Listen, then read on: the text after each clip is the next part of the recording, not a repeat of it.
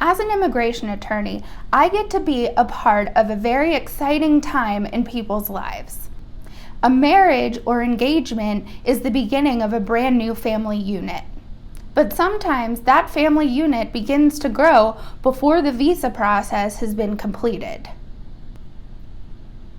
What happens if your spouse or fiancé who's living in a different country becomes pregnant before the visa process has been completed? This is immigration attorney Amanda Thomas. In today's video, I am going to go over what options that you may have in a situation like this, so keep watching.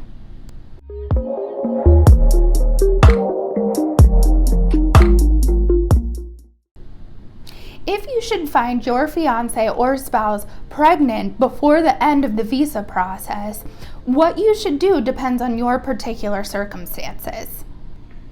What you should do depends on whether you are a U.S. citizen or permanent resident, whether you are married, and how long you have maintained your residence in the United States. The first potential route you can take is requesting a consular report of birth abroad and applying for a passport for your child. If at least one parent of a foreign-born child is a U.S. citizen at the time of birth, the child may already be a U.S. citizen. That largely depends on the U.S. citizen and how long they have maintained their residence in the United States. However, if you meet the eligibility requirements, the child may be eligible for a consular report of birth abroad. A consular report of birth abroad is proof that the child has U.S. citizenship. A consular report of birth abroad is not a travel document. So at the same time you're applying for the consular report of birth abroad, you should also be applying for a U.S. passport for your child. However, this can be a complicated and lengthy process. It requires multiple forms and providing evidence. And it will also require an interview at the embassy. The timing of this process may not necessarily line up with the timing of the visa processing for your spouse or your fiancé. The only option you have is to try to get those two processes lined up as close as you can in time. You cannot apply for a consular report of birth abroad before your child is born, but you can begin gathering all of the paperwork and filling out the forms. And as I mentioned earlier, the consular report of birth abroad requires an interview at the embassy. The embassies are obviously very backed up right now. So wait times for a consular report of birth abroad interview is going to take some time to get. But if your spouse or fiancé happens to have their interview before you can get an interview for your child, you should have your spouse or fiancé mention that to the consular officer. Sometimes the consular officer will take that into consideration and try to coordinate having that interview closer in time to the interview of your spouse or fiancé. The second route that you may have to take if you don't qualify for the consular report of birth abroad is filing another I-130 petition for your child. Those who are applying for a spousal visa are required to file an I-130.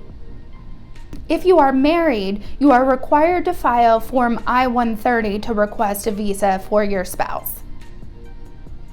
Those who don't qualify for a consular report of birth abroad include a U.S. citizen who doesn't meet the residency requirement, a lawful permanent resident, or those who did not get their citizenship before their child was born. When you file an I-130 for your foreign citizen spouse, you are requesting an immediate relative visa. Unlike some other family-based categories, immediate relative visas do not allow for derivative beneficiaries. A derivative is a person that is covered under the main applicant's application. This can be kind of confusing because, like I said earlier, there are some family-based visa categories that do allow for derivatives, but an immediate relative visa does not allow for this, which means that you will have to file another I-130. Filing another I-130 means that you're basically starting the process over again for your child. So in this situation, how do you try to line up the issuance of the visa for your spouse and the issuance of the visa for your child? Unfortunately, there are not a lot of options that don't require waiting longer. If your spouse's application is still at the National Visa Center but has not been documentarily qualified yet, you can allow it to sit there for up to a year. So you may want to have your spouse's application stalled at the National Visa Center to allow time for the processing of your child's I-130. This is not an ideal option, but it is one. I have seen some people have luck contacting their congressperson to try to get the child's I-130 sped up. I can't guarantee that that will work, but it's definitely something that's worth a try. Route number 3, and this is definitely the easiest of all of these options.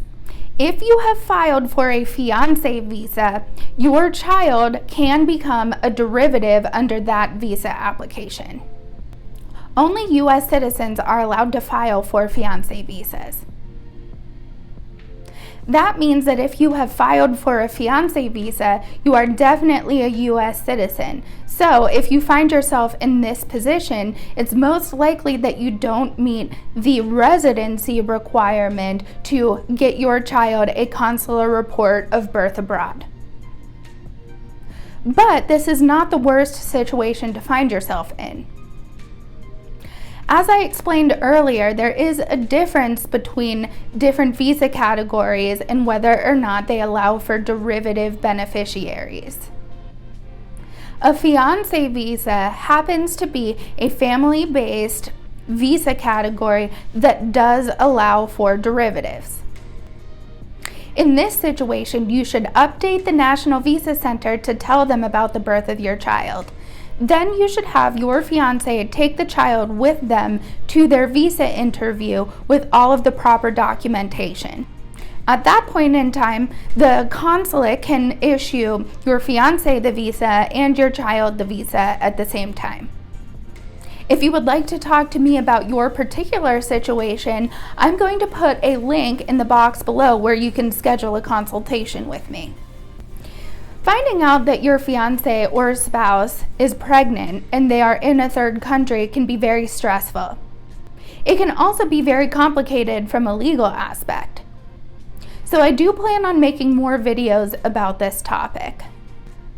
But as always, if you found this video helpful, if you found this video informative, I would really hope that you would like this video and subscribe to my channel so that you can be notified whenever I post anything new.